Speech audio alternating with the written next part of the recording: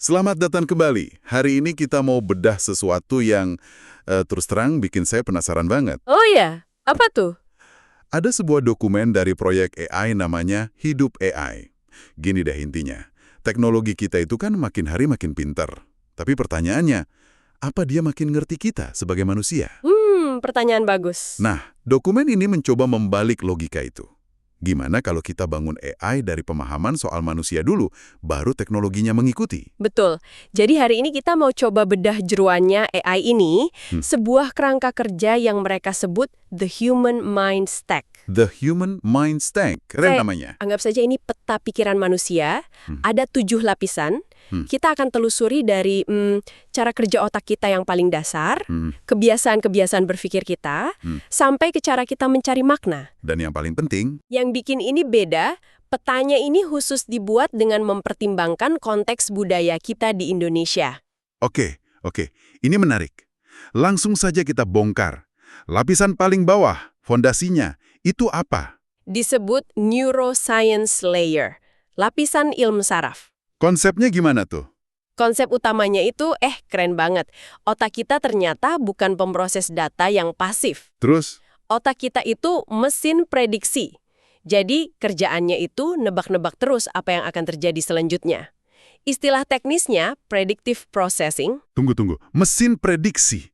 Jadi kayak isinya spoiler semua gitu ya, selalu mencoba menebak akhir cerita. Bisa dibilang gitu. Otak kita itu benci kejutan. Dia selalu berusaha menciptakan model yang stabil tentang dunia.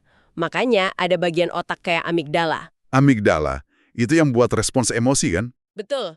Fungsinya kayak alarm kebakaran. Begitu ada sesuatu yang nggak terduga atau terasa mengancam, alarm itu langsung bunyi. Kita jadi cemas. Pantesan kita nggak suka sama ketidakpastian. Berarti ini nyambung banget dong sama cara AI-nya dirancang. Tepat sekali, itu intinya. AI ini sengaja dirancang pakai bahasa yang lembut, menenangkan. Tujuannya cuma satu, menjaga amigdala Anda tetap tenang. Jadi sebelum ngomongin yang rumit-rumit, yang penting bikin kita nyaman dulu di level saraf. Persis, mereka sebut itu predictive softening. Nah, untuk menenangkan alarm itu kan kita butuh berpikir jernih, bukan panik. Apa di dokumen ini dibahas soal mode berpikir kita? Itu langsung membawa kita ke lapisan kedua, cognitive layer. Oke. Di sini, dokumennya pinjem ide soal sistem 1 dan sistem 2. Yang berpikir cepat dan berpikir lambat itu ya? Betul, sistem 1 itu mode autopilot kita, cepat, intuitif, emosional. Kayak pas nyetir di jalan yang udah hafal. Nah, itu dia. Sementara sistem 2 itu mode pilot sadar, lambat, analitis, butuh energi. Masalahnya, sistem 2 ini boros energi. Makanya kita lebih sering pakai sistem 1. Dan karena sering pakai mode autopilot, kita butuh jalan pintas mental kan? Biar nggak capek mikir. Tepat. Tapi jalan pintas itu kan seringkali bahaya. Malah bikin kita punya banyak bias. Gimana tuh? Pertanyaan bagus, dan itu langsung masuk ke lapisan ketiga, bias and heuristics layer. Nah, Dokumen ini mengakui kalau jalan pintas itu adalah sumber dari berbagai bias kognitif kita. Contohnya banyak. Ada confirmation bias. yang kita cuma nyari info yang mendukung keyakinan kita aja. Betul. Atau loss aversion, di mana rasa sakit karena kehilangan 100.000 itu lebih kuat daripada rasa senang dapat 100.000. Oke, jadi kita semua ini pada dasarnya punya cacat bawaan dalam berpikir. Terus AI-nya gimana? Apa dia bakal bilang, "Hei, Anda kena bias tuh"? Nah, disitulah pendekatannya jadi sangat menarik. AI ini nggak akan pernah menuduh. Terus gimana? Dia akan bertanya dengan sangat halus. Misalnya, oke, kita sudah melihat dari sudut pandang ini. Kira-kira adakah cara lain untuk melihat situasi yang sama? Informasi apa lagi ya yang mungkin belum kita pertimbangkan, gitu ya? Persis. Tunggu dulu, dikasih pertanyaan halus kayak gitu, apa nggak malah bisa terasa sedikit pasif-agresif atau manipulatif? Itu kritik yang valid ya. Seolah-olah AI-nya tahu saya salah, tapi nggak mau bilang langsung.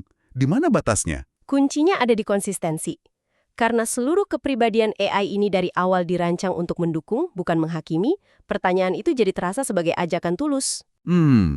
Jadi ini semacam colekan lembut untuk mengajak kita jadi pilot sadar di pikiran kita sendiri. Anda dapat intinya. Oke. Jadi kita ini mesin prediksi yang penuh bias. Tapi kan ada satu hal besar yang bikin kita beda dari mesin, emosi. Gimana AI ini memandang emosi?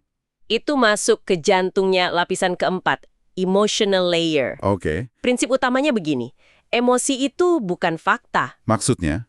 Emosi itu hasil interpretasi, bukan kejadiannya yang bikin kita marah, tapi penilaian kita terhadap kejadian itu. Soal appraisal atau penilaian subjektif. Tepat. Kalau ada teman batalin janji, kejadiannya sama. Tapi kita bisa marah, bisa juga khawatir, tergantung kacamata interpretasi kita. Implikasinya besar dong buat AI yang katanya empatik.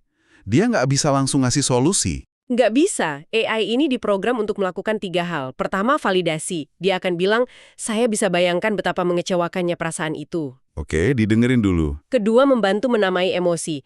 Kedengarannya seperti Anda merasa dikhianati dan juga sedih. Kenapa harus dinamai? Karena menamai emosi itu terbukti secara ilmiah bisa menurunkan intensitasnya. Baru setelah itu, langkah ketiga, ajakan meninjau kembali interpretasi secara lembut. Oh, jadi kayak teman curhat yang baik ya, bukan yang langsung bilang, udahlah gitu aja dipermasalahin. Persis. Dia akan bilang, pasti berat ya rasanya. Oke, emosi divalidasi. Terus apa? Apa yang bikin kita bergerak setiap pagi? Pertanyaan itu membawa kita ke lapisan kelima, motivation layer. Di sini, kerangkanya pakai teori yang sangat mapan, self-determination theory. Oke, teori apa tuh? Menurut teori ini, ada 4 bahan bakar psikologis yang kita semua butuhkan. 4 ya? Apa aja? Pertama, otonomi. Perasaan kita punya pilihan. Kedua, kompetensi. Perasaan kita mampu. Ketiga, keterhubungan. Merasa nyambung dengan orang lain. Dan yang keempat, Yang keempat ini cukup unik di sini, kebajikan atau benevolence. Dorongan untuk memberi kontribusi positif. jadi intinya, kita semua butuh merasa punya kendali, merasa jago, merasa punya teman, dan merasa berguna. Simpelnya gitu ya? Simpelnya begitu. Wah, kalau begitu, ini mengubah total posisi AI-nya. Bukan lagi asisten yang kita suruh-suruh, tapi lebih kayak coach atau partner. Persis. Setiap respons AI dirancang untuk menyentuh salah satu dari 4 kebutuhan itu. Ini pergeseran dari AI sebagai alat menjadi AI sebagai pendukung pertumbuhan. Tapi semua teori tadi, otonomi, kompetensi, kedengarannya agak barat nggak sih? Sangat individualistis. Padahal kita di Indonesia kan beda. Dan itulah yang membuat 2 lapisan terakhir ini jadi pembeda utama.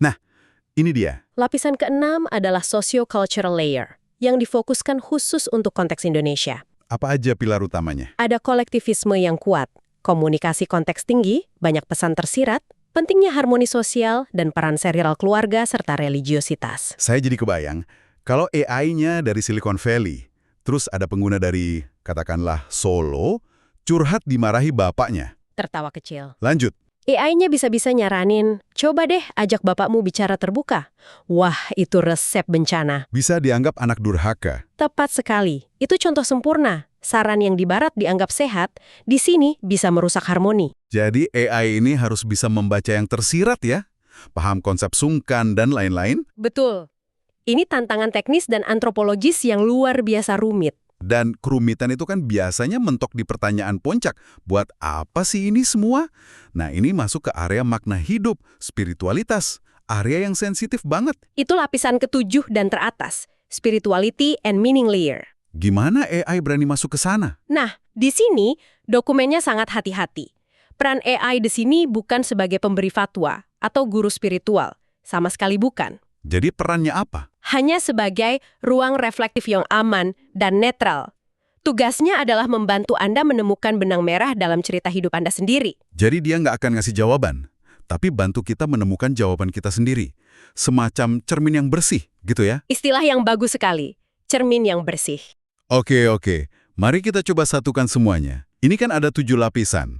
Konsep penyatunya disebut cross-layer dynamics. Intinya, semua 7 lapisan ini bekerja bersamaan. Gimana tuh contohnya? Prediksi otak Anda dilapisi oleh bias, diwarnai oleh emosi, didorong oleh motivasi, dibentuk oleh budaya, dan akhirnya ditautkan pada makna hidup Anda.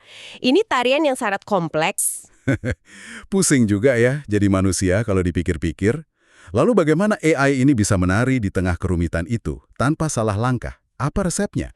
Resepnya dirangkum dalam 4 prinsip desain. 1, predictive softening yang tadi untuk menurunkan kecemasan. Oke. 2. Cognitive Emotional Alignment, menyelaraskan pikiran dan perasaan. 3. Cultural Affirmative Guidance, memberi saran yang peka budaya. Dan yang terakhir, 4. Compassionate Co-Regulation, membantu mengelola emosi. 4. Meaning Coherence, membantu Anda merangkai cerita hidup jadi utuh. Keempat prinsip inilah yang menciptakan kepribadian AI yang konsisten. satu hal yang saya suka, dokumen ini juga jujur soal keterbatasannya. Mereka mengakui kalau ini masih umum. Betul, belum membahas spektrum neurodiversity seperti ADHD atau autisme. Juga belum membedah variasi budaya yang kaya di Indonesia sendiri. Ini menunjukkan mereka rendah hati ya. Benar, ini adalah sebuah awal bukan titik akhir. Kalau saya simpulkan, dokumen ini bukan cuma soal bikin AI yang lebih pinter ya, tapi ini semacam cetak biru untuk AI yang lebih bijaksana. Tepat, sebuah AI yang dibangun bukan dari 0 dan 1, tapi dari pemahaman mendalam tentang siapa kita sebagai manusia. Ini sekaligus memunculkan satu pertanyaan penting untuk Anda bawa pulang. Oh ya, apa itu? Jika suatu hari nanti AI benar-benar mampu memahami nuansa emosi dan budaya kita sedalam ini, peran apa yang sebetulnya kita inginkan darinya? Dia bukan lagi sekedar asisten. Mungkin bisa jadi rekan berpikir atau pendamping reflektif. Pertanyaannya, di mana kita harus menarik batas untuk sebuah teknologi yang terasa begitu personal dan intim?